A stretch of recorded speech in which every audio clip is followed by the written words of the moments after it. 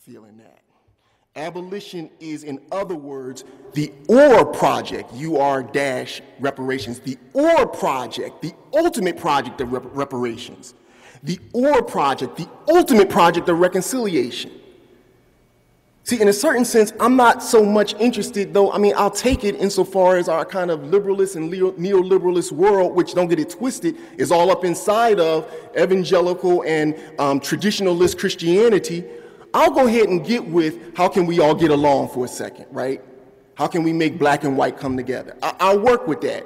But I'm very clear that is a woeful second step, weak and ultimately ineffective effort at what we actually are pushing at.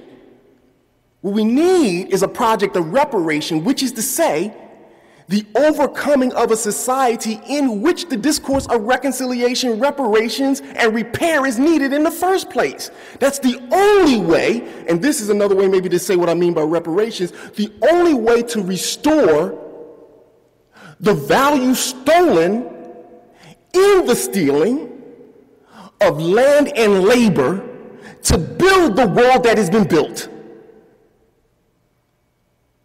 The only way, let me try and say it again, to restore the stolen value, the labor capacity, the land capacity that was stolen is the overcoming of the society that theft built. That is the project, perhaps, of reconciliation. And perhaps that's starting to get at what I mean by the object of reconciliation studies might have to be the decolonization of the world that was built through theft of land and labor. Now, if the kingdom of God has come means something like that, Christianity has a gospel to preach. I'll stop there. Thank you.